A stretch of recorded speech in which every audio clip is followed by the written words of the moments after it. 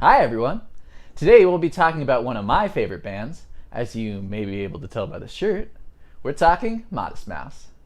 Now I've had the pleasure of listening to their discography for the past 2 weeks to come up with the cream of the crop.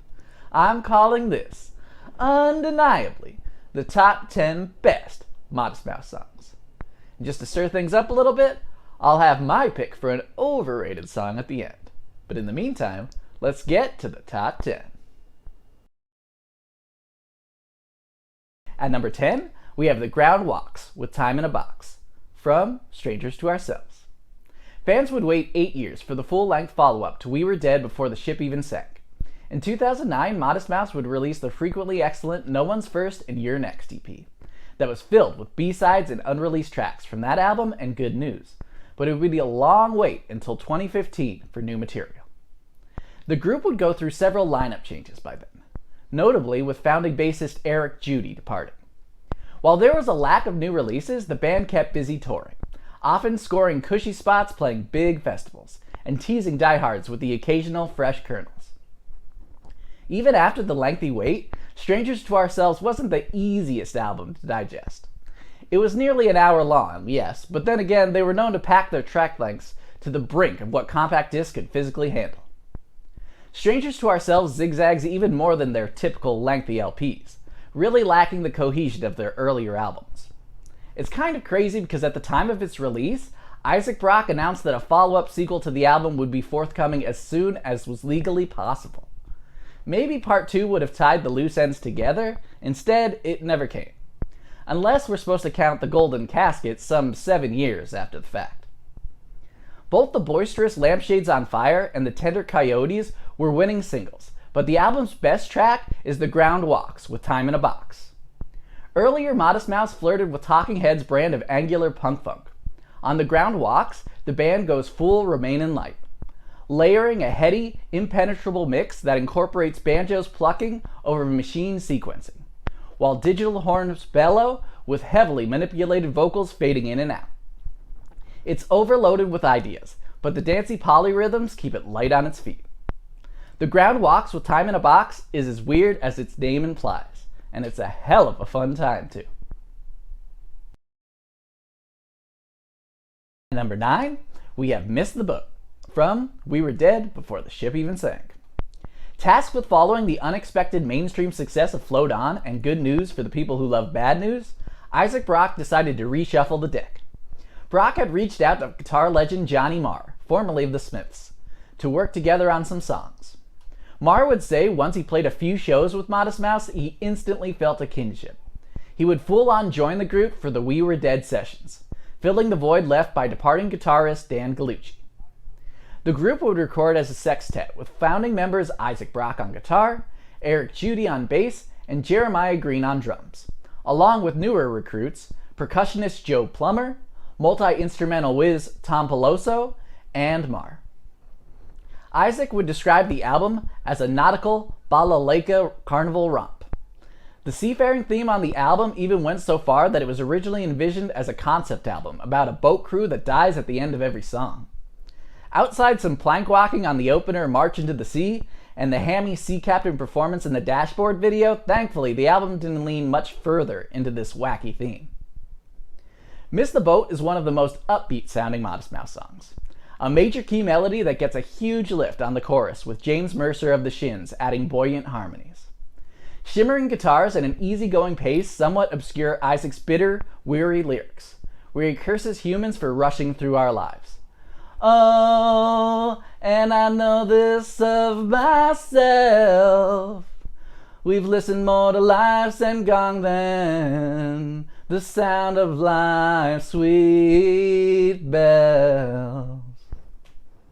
Miss the Boat is a surprisingly feel-good anthem that reminds us to stay present and pause and take some time to enjoy the scenery. At number 8, we have Lives, from The Moon in Antarctica.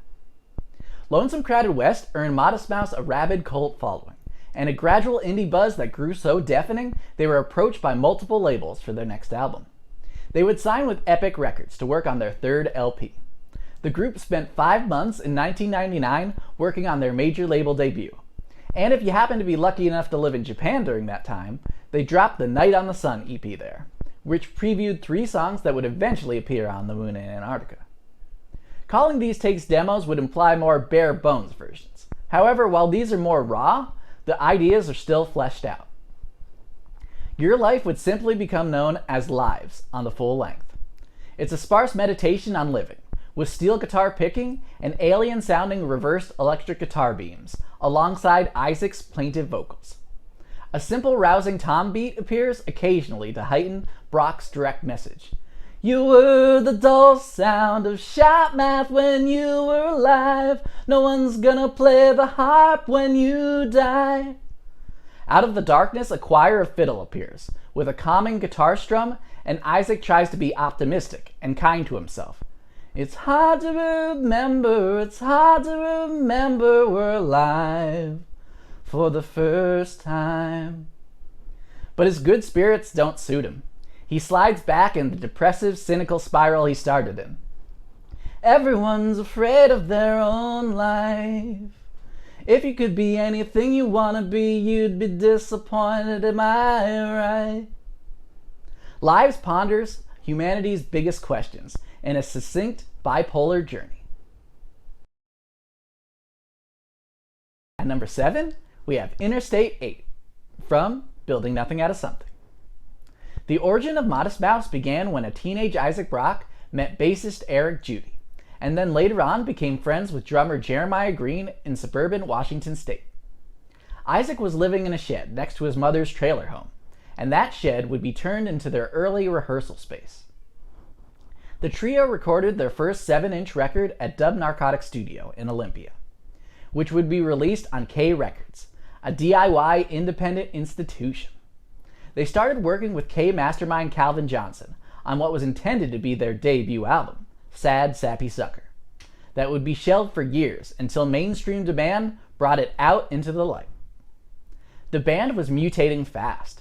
By the time they signed to indie label Up Records, they had already gone through some growing pains, from approximating other scene bands to honing a brash, agitated, and sometimes unsettling sound. After the band moved on to the major leagues, Up compiled the fantastic collection, Building Nothing Out of Something, that gathered singles and rarities from their early era. It's as vital as any of their full lengths. It contains nearly all songs from the Interstate 8 EP. While all of Modest Mouse EPs are solid, this one is their best. Interstate 8 moves idly like watching barren fields slowly passing your car windows. There's no Interstate 8 in Washington, but you could imagine the many miles Isaac took down Highway 5. I drove around for hours, I drove around for days, I drove around for months and years and never went no place. The guitars are ragged and warped. The bass moves glacially over a reserved drum shuffle. Calvin's sister, Nicole Johnson, lends pleasant harmony vocals to Isaac's overwrought musings, invoking a daydreaming quality. It's broken up by the aggravated refrain and a hard, rocking, heavy metal indebted outro. While never on a proper full length, Interstate 8 is one of the most essential Modest Mouse tracks, perfect for road trips, especially if that road is shaped like a figure 8. At number 6, we have Tiny Cities Made of Ashes, from The Moon in Antarctica. Indie cred was a real source of contention in the pre-internet 90s. And when Modest Mouse chose to sign to a major label, there were earnest concerns that their sound would be compromised to fit into modern rock charts. Fair weather critics would lob cries of sellouts after the band loaned Gravity Rides Everything to market Nissans, but any worries that the trio would dull the edges of their singular sound was unjustified. Brock would say about The Moon in Antarctica, "We spent more time getting crazy sounds than making things sound polished." Whereas the first 2 LPs were recorded in a few weeks, The Moon in Antarctica sessions lasted 5 months. It might have wrapped sooner, but during the middle of recordings, Brock was viciously attacked by a gang while having a smoke in a park. He would end up holed up in a hospital for a week, and had his jaw wired shut for nearly 3 months. He and producer Brian Deck used this extra time to tinker in the studio, creating an expansive sound of backwards guitars, twisted speaking in tongues tape delays, and sweeping synthetic sonics that conjure the icy tundra tone. Tiny Cities Made of Ashes rides a phased disco hi-hat from Jeremiah Green, joined shotgun by a fat, funky bass line from Eric Judy. Isaac Brock mumble raps over the 4 on the floor beat. Drinking, drinking, drinking, drinking Coca-Cola. And as he feels it slide down his throat, ringing synthesizer alarms sound out. Brock yelps, "Does anybody know a way that a body could get away? Does anybody know a way?" Like he is screaming into the void. Tiny Cities Made of Ashes makes the dance floor sound dangerous. It's a densely layered, almost claustrophobic, David Lynchian train to oblivion. One that you'd gladly buy a ticket for. At number 5, we have Cowboy Dan from The Lonesome Crowded West. Modest Mouse returned to Moon Studios in Olympia, Washington, where they had recorded Long Drive to start work on their second album. For these sessions, Calvin Johnson and Scott Swayze produced alongside the band. Swayze recalled The Lonesome Crowded West being tracked on 17 consecutive marathon days, working from day until burned out at night, with the trio crashing on couches around town. Calvin was a man of few words, who put his faith in the artist, and if the guys wanted to jam out Trucker's Atlas past 10 minutes, he was keen to keep the tape rolling. Mainstream radio wasn't even a consideration. The album itself moves in fits and starts, stretching over 70 minutes. Chris Taquino, the head at Up Records, listened to the finished tracks and was irked that 3 ditties sounded way out of tune. So he enlisted veteran scene engineer Phil Eck to re-record and beef up the sound on Teeth Like God's Shoeshine, Doing the Cockroach, and Cowboy Dan. Eck was explicitly directed to make it better, but not much better, and to not do too good of a job, so that they didn't stick out on the album. The 3 songs snugly fit in. Whether by design or almighty intervention, they add weighty power to already dynamic songs. Cowboy Dan is lurching revenge folklore. Jeremiah Green rattles his tambourine, along with steady kick drum stomp, while 2 dueling guitars ring out, one with whining guitar pull-offs, the other with a twangy, hypnotic riff. Brock spins a mighty tall tale of a cowboy, who, angered by his own mortality, declares war with God. There is a restless rural paranoia in the head of the narrator, moving from the thrashy yells of the verses to the mellowed-out bliss of the bridge to offer a brief moment of fresh air before the bitter internal storm swallows it up. Feeling double-crossed by his maker, he cries out that he wants out desperately. To him, the gift of life is a great curse. Cowboy Dan is an epic minor key allegory that rings out like a shotgun blast into the unforgiving sky. At number 4, we have Float On from Good News for People Who Love Bad News. Is there any better unlikely underdog success story than Float On? A weirdo trio from backwater Washington with a quirky frontman with a lisp somehow became unlikely sensations. For longtime fans, it was Bizarro World. The song was inescapable. They sang it on American Idol. Even the tuneless tots from Kids Bop sang their rendition of a song about having a run-in with a fake Jamaican. Float On's message can translate even through off-key children. It's hope against hope, like getting knocked down and then getting right back up. It's relentlessly upbeat, with a happiness that is well-earned. The group went through a hard time recording Good News. Jeremiah Green was diagnosed with bipolar disorder, was put on prescription medication, and was no longer fully himself during sessions. After clashing with the band and even spending some time in a mental institution, he bowed out of the album. Isaac didn't have a great few years either. He was arrested for a DUI and spent several days in jail, and on top of that, said during the time he had lost several important people in his life. Through the fog of grief, he managed to carry on. Referring to writing Float On, he said, "I just wanted to feel good for a day." Float On takes the final few notes from the world at large and kicks into an irresistibly dancey romp that launched 1,000 barbecues that summer. The rhythm has a spring in its step during the verse, slowing it down for the simple sing-along chorus. And we'll all float on, okay. We'll all float on, alright. First a question, then a determined mission statement. Float On is a joyous, unironic, big-hearted anthem that taps into a deeply human urge to fight to stay alive, all while flipping off Lady Luck along the way. At number 3, we have Third Planet from The Moon in Antarctica. On the Lonesome Crowded West, Isaac Brock's lyrics were far deeper than anyone could expect from a scrappy lower-class kid. He would casually sing offbeat aphorisms. On Hart Cook's Brain, he muses, "On this life that we call home, the years go fast and the days go so slow." On Bankrupt on Selling, he warns, "All the people you knew were the actors."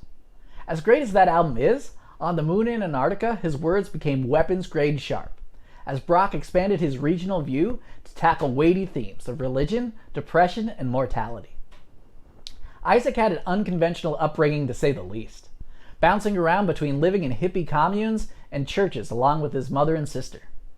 Between his homeschool education and the dysfunction of off-brand Christianity he was fed, it was no wonder that young Isaac had a jaded view of humans and gods, along with his place in this mess. On I Came as a Rat, he summed it up, "It takes a long time and God dies too, but not before he'll stick it to you." Third Planet opens the album with Brock plucking a busy folk lick on nickel strings. He sings of the unpredictability of the universe and how our tiny, squishy brains try to rationalize the randomness. "The third planet is sure that they're being watched by an eye in the sky that can't be stopped. When you get to the promised land, you're gonna shake the eye's hand." The chorus brings a rush of open hi-hat and tom hits along with bright echoes of guitar, as he tries to recall a memory of tranquility, when your heart felt good, only to circle back and equate the Big Bang to the apocalypse. It all might seem conflicted or convoluted, but Isaac sings with the clarity of someone opening their eyes for the first time. Filled with questions of life and purpose, The Moon in Antarctica is as remote and unknowable as the terrain it is named after. Third Planet is the cosmic, enlightening introduction to a truly captivating album. At number 2, we have Trailer Trash from The Lonesome Crowded West. In case you somehow forgot, being a teenager is hell. The awkwardness of puberty literally changes you, and an onslaught of hormones tend to make every single moment dramatic and personal. Every setback is the end of the world, and you simply can't wait to break out of high school, leave your home, and finally be free to become a real adult. However, this angst doesn't cool so easily. There are many angry young men who are ill-equipped emotionally to deal with honest-to-God reality. It's a hard realization to come to terms with, that a moment you dreamt of your whole life isn't all what it's cracked up to be. Isaac Brock was barely past legal drinking age during the first 2 Modest Mouse LPs, and both document an honest, messy portrait of growing up. Trailer Trash is the most poignant song on the Lonesome Crowded West. Brock sings of broken homes and lean times, at times sounding utterly defeated. Taking heartache with hard work, goddamn I am such a jerk, I can't do anything. On and off again guitarist Dan Gallucci wrote the riff, and plays stoic chiming notes alongside Brock. The rhythm section of Judy and Green hold back tentatively, so that the focus lands on Isaac's sincere lyrics. As bad as his memories are, he realizes he was the one in the wrong, and after apologizing, the group hits it hard, in a walloping, passionate outro that feels like Isaac expressing the words he can't articulate. Trailer Trash is the bittersweet goodbye to youth, where you finally understand there are consequences to your actions, and what it means to grow into an adult. It's an eloquent, melancholy epic with real, aching adolescent emotion that is universally relatable. At number 1, we have Dramamine from This Is a Long Drive for Someone with Nothing to Think About. It's the first track on their debut album, and often their opener live. If there's one song I would choose to introduce someone to Modest Mouse, it would be Dramamine. There is a spellbinding draw in the meandering guitar line, swaying with the restrained rhythm. The guitar bends cry out, bum, bum, bum. Those sharp whammy bar calls reverberate lonely whole notes. With a limited arrangement of instruments, it still feels intricately composed, spilling out cinematically.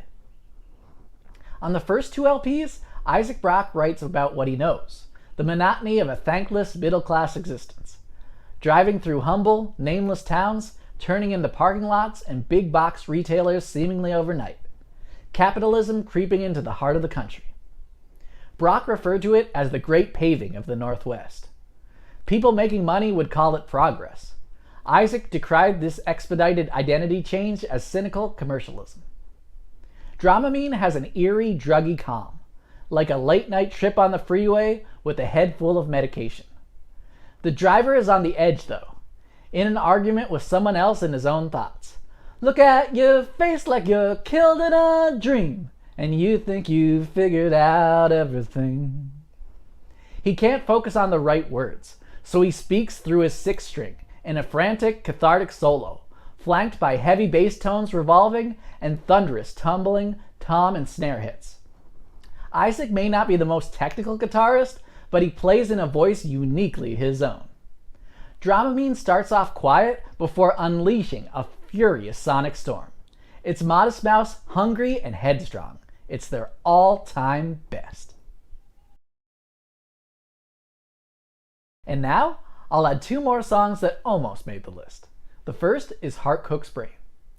In a vault somewhere, there are unreleased recordings of a collab between Big Boy from Outkast and Modest Mouse. I, for one, would love to hear that oddball combination. Until then, though, the most hip-hop the band has gotten is the turntable scratches that pace Heart Cook's Brain. It's something of a spiritual twin to Dramamine. Isaac is back again on the open road. I'm on my way to God don't know. My brain's the burger and my heart's the coal. It remains at an insistent mid-tempo, occasionally adding winding noodly guitar. It simmers slowly, never coming to a raging boil. Brock said he was listening to a lot of Dylan around the time, and there are traces of clever beatnik wordplay filtered through a cranky Pacific Northwesterner. I push things out my mouth and get refilled through my ears.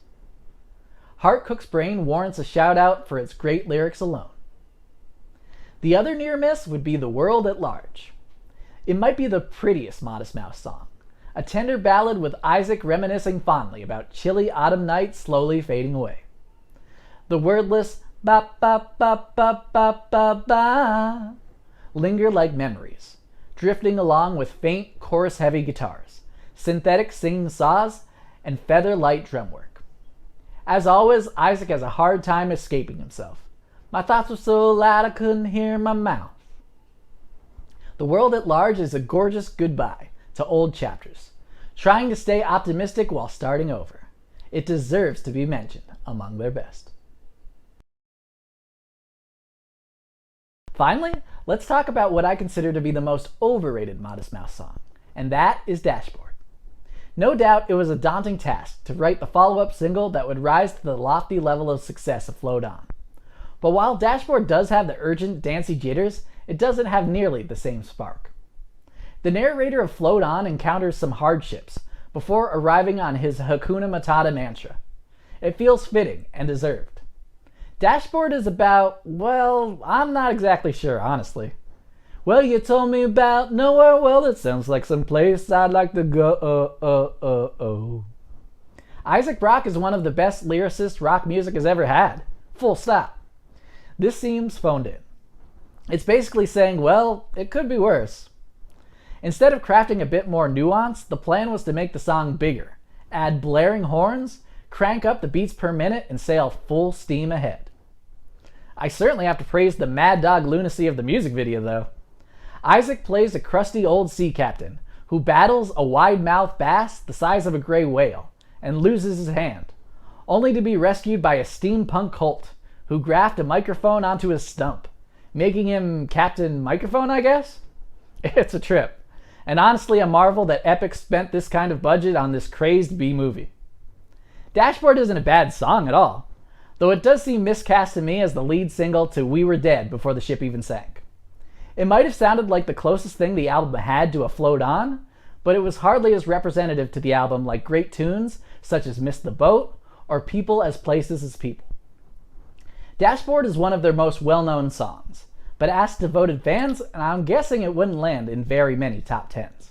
It's their most overrated. As you're still watching, I want to share a deep cut as well. For that, I'm shining a light on You're the Good Things. Perhaps because it was tonally out of place, it was cut from The Moon in Antarctica. Slightly different versions appear on The Night on the Sun and Everywhere and his nasty parlor tricks EPs, with the second having the more polished take. It's their most upbeat song from that era, with a warm, sing-songy verse with maraca-shaking rhythms and a chorus that is the closest Modest Mouse gets to a direct love song. You're the good things, yeah, that's you, yeah. It might have been left on the cutting room floor, but You're the Good Things deserves to be on your playlist. So there you have it. That was undeniably the top 10 best Modest Mouse songs. So, how wrong was I? Do you agree? Do you disagree? What's your top 3? Do you think Dashboard is one of their best songs? Let me know. And if there's any artist you'd like to see me rank, let me know in the comments below. Hope you stick around, and thank you for watching.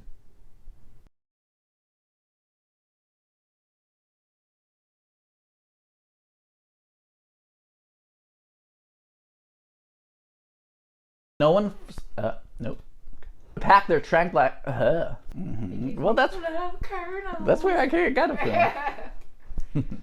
Dubna Cart, the trio recurred, and had Jeremiah Green, Tots from Kids Bops.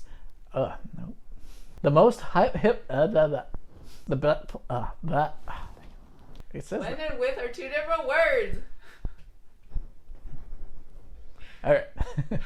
Off, it's definitely not off there. You sing off there. I'm just like off there. I'm like bear and you sing off there. Well, I can't think on my feet. Once I start thinking while I'm reading this, then the whole thing goes off. I need to like be completely like no thoughts in my head when I read this.